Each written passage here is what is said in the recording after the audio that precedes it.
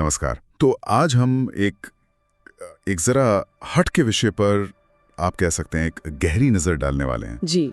हमारे सामने ना कुछ स्रोत हैं जो भविष्यमालिका पुराण और कबीर सागर की कुछ बहुत ही चौंकाने वाली भविष्यवाणियों की बात करते हैं। हाँ, बिल्कुल। और सवाल ये उठाते हैं कि भाई क्या कलयुग सच में खत्म होने वाला है, कोई गुप्त युग आने वाला है क्या, और ये 2032 का क्या चक्कर है, मतलब इसको लेकर क्या कहा जा रहा है। जी, तो आज जो हम चर्चा कर रहे हैं उसका आधार दरअसल YouTube चैनल फैक्ट बाय अभिषेक का एक वीडियो ट्रांसक्रिप्ट है। अच्छा। और ये ट्रांसक्रिप्ट क्या करता है कि भविष्यमालिका, कबीर सागर और कुछ दूसरे संतों की जो भविष्यवाणियां हैं उनको उनका विश्लेषण करता है और उनको एक खास महापुरुष और आने वाले समय से जोड़कर देखता है। ओके, तो मतलब हमारा इरादा ये है कि हम समझें कि ये पुराने ग्रंथ क्या कहते हैं और स्रोत इनकी आज के जमाने में क्या व्याख्या दे रहा है। सही कहा। हम देखेंगे कि भाई स्रोत कौन सी मुख्य भविष्यवाणियां सामने रख रहा है, उनका क्या मतलब निकाल रहा है और ये अलग अलग कड़ियां कैसे जुड़ रही हैं। जी। तो चलिए फिर शुरू करते हैं, इस विषय की गहराई में उतरते हैं। शुरुआत भविष्यमालिका पुराण से करते हैं। क्या बताता है स्रोत इसके बारे में? हाँ, तो देखिए, स्रोत के मुताबिक भविष्यमालिका पुराण जो है वो आज से लगभग 600 साल पहले लिखा गया था, मतलब 15वीं शताब्दी में उड़ीसा में। 600 साल पहले, काफी पुराना है। जी हाँ, और कहते हैं कि इसे भगवान चैतन्य महाप्रभु के 5 शिष्यों ने लिखा था। उन्हें पंच सखा कहते थे। पंच सखा? अच्छा, नाम याद है उनके? हाँ, स्रोत बताता है अच्युतानंद दास, बलराम दास, जगन्नाथ दास, जसवंत दास और शिशु अनंत दास। ओके। और एक और बात, कहते हैं कि ये उन्होंने भगवान जगन्नाथ के निर्देश पर लिखा था, ताड़ के पत्तों पर, उड़िया भाषा में। उड़िया में? जी, ताड़ के पत्तों पर। और इसका हिंदी अनुवाद भी है शायद? जी हाँ, पंडित श्री काशीनाथ मिश्र जी ने इसका हिंदी में रूपांतरण किया है। और स्रोत ना इस ग्रंथ की सटीकता पर बहुत जोर देता है। कहता है कि इसमें जो लिखा है वो समझो पत्थर की लकीर है। पत्थर की लकीर मतलब बहुत सटीक। क्या कोई उदाहरण भी देता है स्रोत कि कौन सी बातें सच निकली? हाँ, बिल्कुल। स्रोत दावा करता है कि इसमें कई ऐतिहासिक चीजें पहले ही बता दी गई थी, जैसे भारत में मुगलों का शासन आएगा। अच्छा। फिर अंग्रेजों की गुलामी होगी, स्वतंत्रता संग्राम चलेगा, भारत का विभाजन होगा, पाकिस्तान बांग्लादेश बनेंगे। ये सब लिखा था उसमें? स्रोत तो यही कहता है। यहाँ तक कि पहला और दूसरा विश्व युद्ध और कुछ अनजान बीमारियां, महामारियां, इन सब का जिक्र भी था। स्रोत इन्हें सबूत की तरह पेश करता है। ये तो वाकई दिलचस्प है कि कैसे सदियों पुरानी बातों को आज की घटनाओं से जोड़ा जा रहा है। पर सबसे चौंकाने वाली बात तो कलयुग की अवधि को लेकर है। सही कहा ना? जी हाँ, बिल्कुल। ये बहुत बड़ा दावा है, क्योंकि देखिए, हम आम तौर पर क्या मानते हैं कि कलयुग की उम्र 4,32,000 साल है। हाँ, वही तो। लेकिन स्रोत कहता है कि भविष्यमालिका के अनुसार कलयुग सिर्फ 5,000 साल में ही पूरा हो जाएगा। सिर्फ 5,000 साल? ये तो बहुत ही बड़ा अंतर है ना? और स्रोत आगे ये भी कहता है कि साल 2025, 2026 और 2027 ये मानवता के लिए बहुत मुश्किल, बहुत खतरनाक होंगे। ओ बाप रे। और 2032 तक कलयुग का अंत होना तय है, निश्चित है। अंत? इस अंत से स्रोत का क्या मतलब है? क्या कोई महाविनाश, प्रलय? हाँ, कुछ वैसा ही। स्रोत के अनुसार भविष्यमालिका एक खंड प्रलय की बात करती है, मतलब आंशिक विनाश। खंड प्रलय, ये क्या होता है? मतलब पूरी तरह सब खत्म नहीं, लेकिन बहुत बड़ा विनाश। इसमें भयंकर भूकंपों का जिक्र है, खासकर हिमालय रेंज में। हिमालय में? कितना खतरनाक! स्रोत तो 16 से 18 मैग्नीट्यूड तक के भूकंपों की बात करता है। अब ये रिक्टर स्केल पर तो मतलब अविश्वसनीय लगता है। 16 से 18? हे भगवान! और क्या? इसके अलावा बहुत विनाशकारी आग लगने की बात है और समंदर में पहाड़ों जितनी ऊंची लहरें उठने का भी वर्णन है। पहाड़ों जितनी ऊंची लहरें? तो अगर इतना भयंकर विनाश होना है तो स्रोत के मुताबिक बचेगा कौन? कुछ बताया है भविष्यमालिका ने? हाँ, बताया है। भविष्यमालिका, जैसा स्रोत बताता है, कहती है कि वो लोग बचेंगे जो सत्य, प्रेम, दया, क्षमा, शांति के रास्ते पर चलेंगे। अच्छा, मतलब अच्छे लोग? हाँ, जो ईश्वर की शरण लेंगे, भगवान जगन्नाथ की शरण लेंगे, जो सच्चे भक्त होंगे, बुरे कर्मों से दूर रहेंगे। और एक खास बात है, त्रिसंध्या करने वाले लोग। त्रिसंध्या? ये क्या है? मतलब दिन में 3 बार खास पूजा या ध्यान करना। स्रोत कहता है कि ऐसे लोग खास तौर पर सुरक्षित रहेंगे। 3 वक्त की पूजा। और क्या कोई संख्या भी बताई है, कितने लोग बचेंगे? हाँ, स्रोत एक अंदाजा देता है। कहता है कि भारत से करीब 33 करोड़ लोग और विदेशों से कोई 31 करोड़ लोग बचेंगे। ये तो बड़ी स्पेसिफिक नंबर है। खैर, इस खंड प्रलय और लोगों के बचने के अलावा 2032 से जुड़ी कोई और बड़ी भविष्यवाणी है? हाँ, एक और बहुत अहम बात जिसका स्रोत जिक्र करता है वो है धर्मों का एकीकरण। धर्मों का एकीकरण मतलब ये कि 2032 से पहले दुनिया के जितने भी मौजूदा धर्म हैं वो सब धीरे धीरे खत्म हो जाएंगे या फिर पुनर्गठित होकर सिर्फ एक ही धर्म बचेगा। सिर्फ एक धर्म? कौन सा? उसे सत्य सनातन धर्म कहा गया है। और एक और अनोखी बात, 4 युग तो हम जानते हैं, सतयुग, त्रेता, द्वापर, कलयुग। हाँ। इसके बाद एक गुप्त 5वां युग आएगा जिसे भविष्य मालिका अनंत युग या आद्य सतयुग कहती है। आद्य सतयुग, ये नया है। गुप्त युग काफी रहस्यमयी लगता है। अच्छा, अब जरा भविष्य मालिका से आगे कबीर सागर पर आते हैं। स्रोत कहता है कि ये भी लगभग उसी टाइम, मतलब 600 साल पहले लिखा गया और इसे खुद कबीर साहब ने लिखवाया था। जी हाँ, स्रोत यही दावा करता है और यहीं पर बात और भी दिलचस्प हो जाती है। कैसे? क्योंकि स्रोत के अनुसार कबीर सागर और भविष्य मालिका में कई चीजें मिलती जुलती हैं, खासकर आने वाले टाइम और बदलावों को लेकर। अच्छा। जैसे कबीर सागर में एक दोहा आता है, 5 सहस और 500 जब कलयुग बीत जाए, महापुरुष फरमान तब जग तारन को आए। 5 सहस और 500 मतलब 5500। हाँ, 5505। 5000 और 505। जब कलयुग के इतने साल बीत जाएंगे तब दुनिया का उद्धार करने एक महापुरुष आएंगे। 5505 साल और भविष्य मालिका ने 5000 साल कहा था, तो ये काफी करीब है। बिल्कुल, बहुत करीब है। और वो धर्मों के एक होने वाली बात, क्या कबीर सागर में भी वैसा कुछ है? उस पर भी समानता है। कबीर सागर में कहा गया है, जथा सरितगण आपी मिले सिंधु में धाये, सत्य सुकृत के मध्य तिमी सभी पंथ समाये। इसका मतलब क्या हुआ? मतलब जैसे सारी नदियां खुद ही बहकर समंदर में मिल जाती हैं, वैसे ही दुनिया के सारे पंथ, सारे मत उस महापुरुष के चलाए एक सत्य सनातन पंथ में मिल जाएंगे। तो ये भी भविष्य मालिका की बात से मिल रहा है कि 2032 तक सिर्फ सत्य सनातन धर्म रहेगा। जी हाँ, काफी मिलता जुलता है। ये वाकई ध्यान देने लायक है। 2 अलग अलग ग्रंथ करीब करीब एक ही टाइम पर लिखे गए और दोनों एक जैसी बातें कह रहे हैं। कलयुग की अवधि, धर्मों का एकीकरण।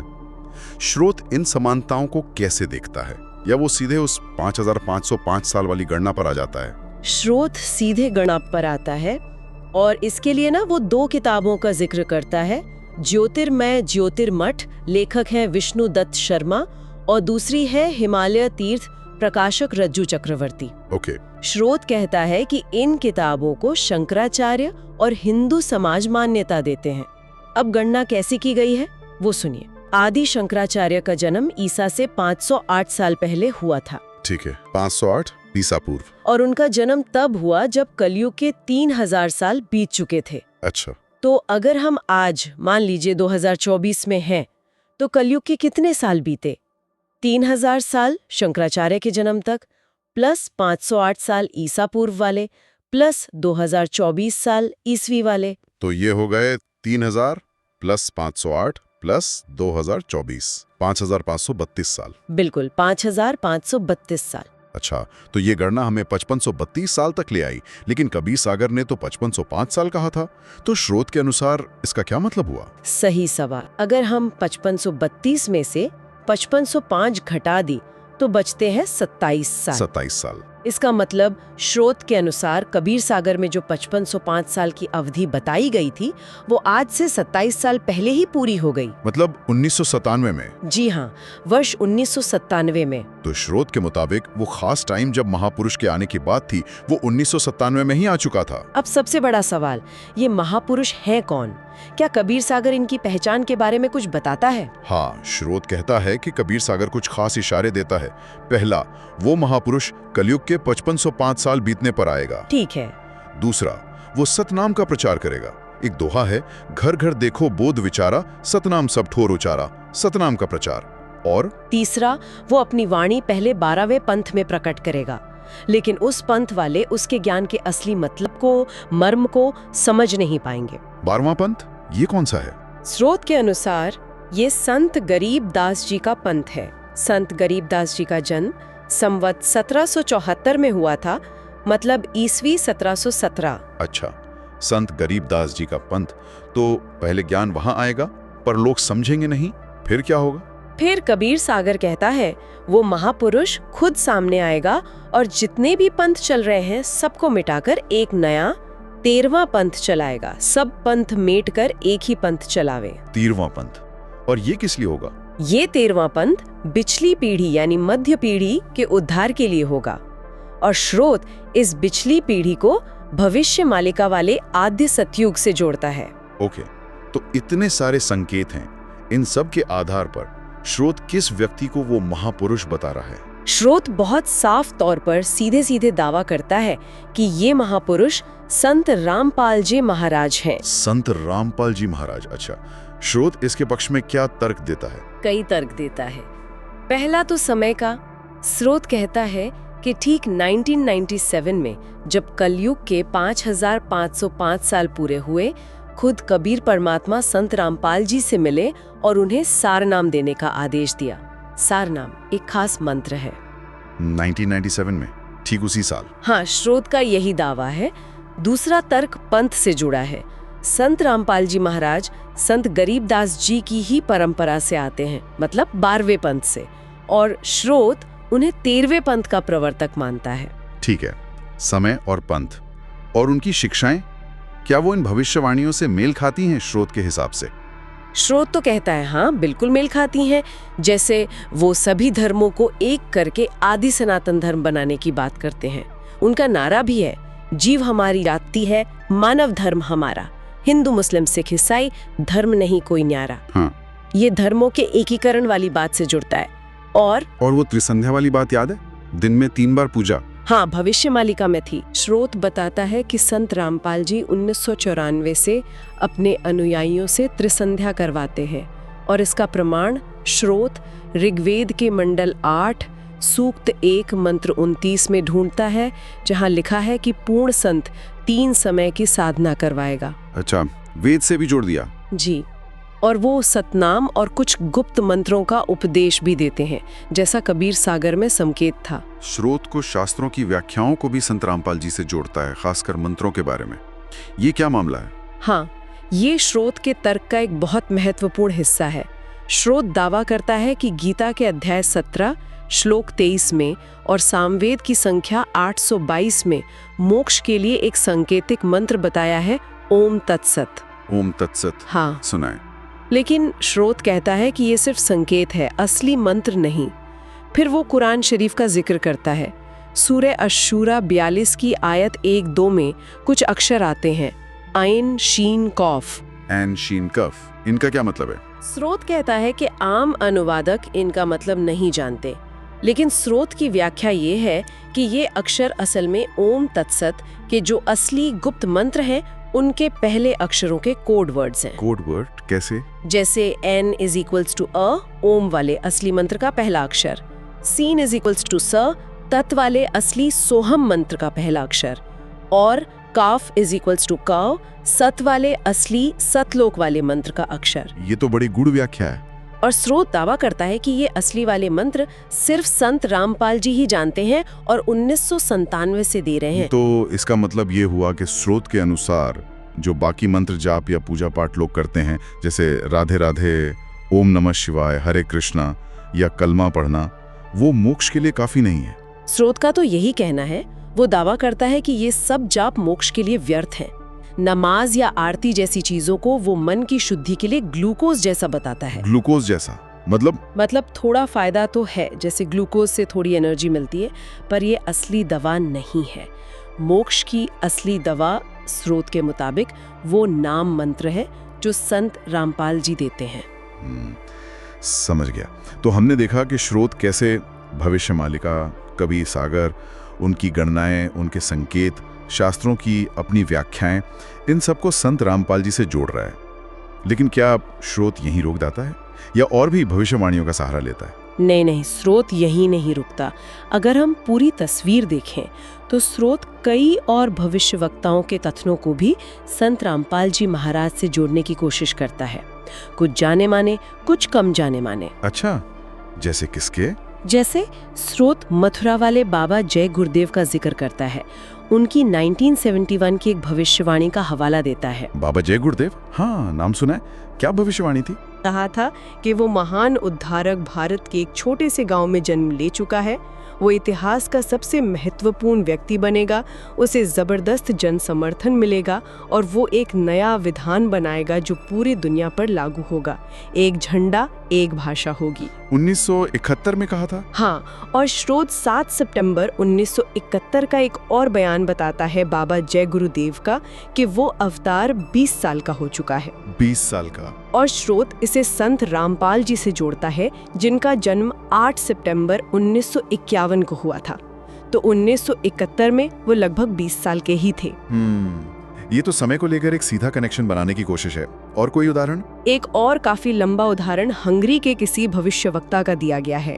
इसका जिक्र बलराम सिंह परिहार की किताब युग निर्माण की सुनिश्चित संभावना में मिलता है। हंगरी का भविष्यवक्ता, ये कौन थे? नाम तो नहीं बताया स्रोत ने, पर उस किताब से कई बातें कोट की हैं। जैसे भारत की आजादी के 4 साल बाद यानी 1951 में एक ताकतवर धार्मिक संस्था सामने आएगी जिसका संचालक ही उद्धारक होगा। 1951 संत रामपाल जी के जन्म का साल। हाँ, और ये संचालक एक गृहस्थ आदमी होगा, सबसे बड़ा विचारक बनेगा, दुनिया में शांति के लिए नियम बनाएगा।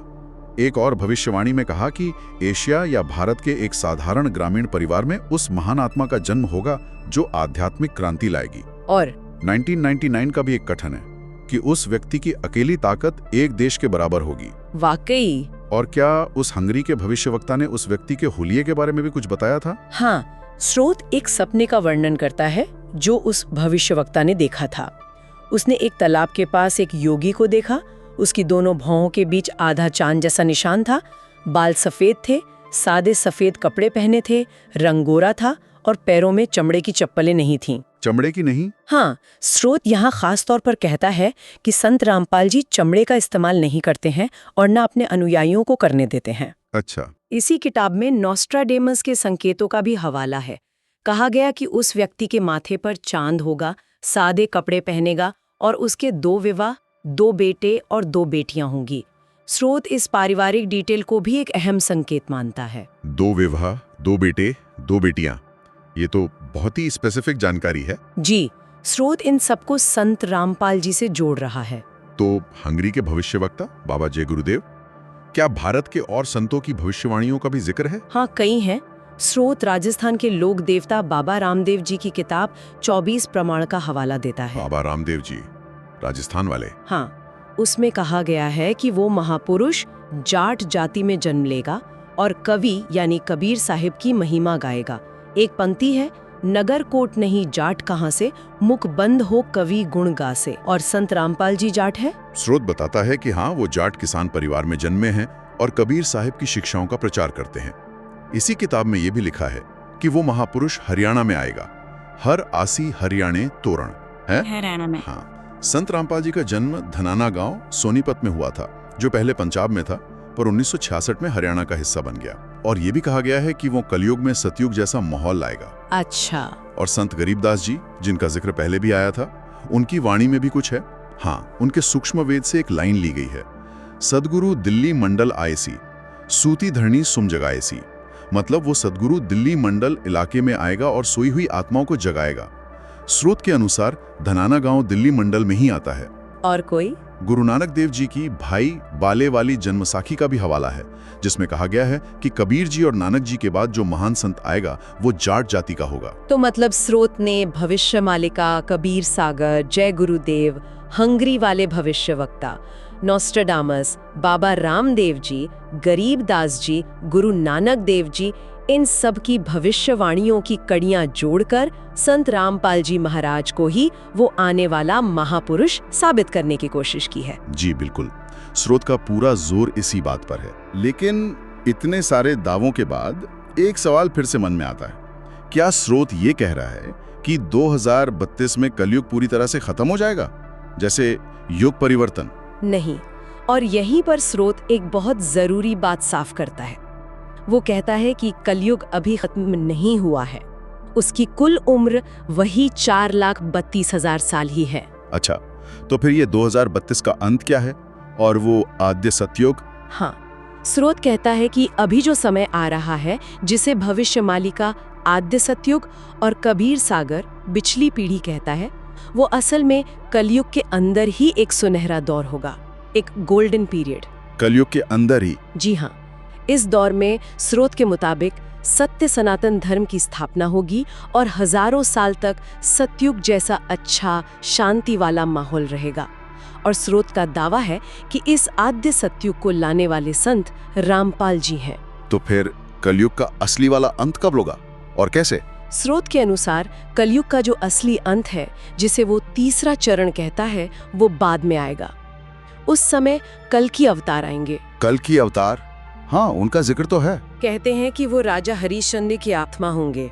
वो आएंगे और जितने भी दुष्ट लोग होंगे, जिनमें भक्ति का अंश नहीं होगा, उनका विनाश करेंगे और उसके बाद ही असली वाला सतयुग शुरू होगा। तो ये आद्य सतयुग एक तरह का बीच का सुनहरा दौर है, पूरा युग परिवर्तन नहीं। बिल्कुल सही, कलयुग के भीतर ही एक स्वर्ण काल, ऐसा कह सकते हैं। समझ गया। तो हमने आज भविष्यमालिका और कबीर सागर के भविष्यवाणियों पर आधारित इस स्रोत का काफी विस्तार से विश्लेषण किया। जी, हमने देखा कि कैसे ये स्रोत पुराने ग्रंथों, कुछ गणनाओं और ढेरों दूसरी भविष्यवाणियों का हवाला देकर कलयुग में एक बड़े बदलाव की, एक खंड प्रलय की और 2032 तक सत्य सनातन धर्म की स्थापना की बात करता है। हाँ, और कैसे इन सारी घटनाओं के केंद्र में वो संत रामपाल जी महाराज को उस अपेक्षित महापुरुष के तौर पर पेश करता है।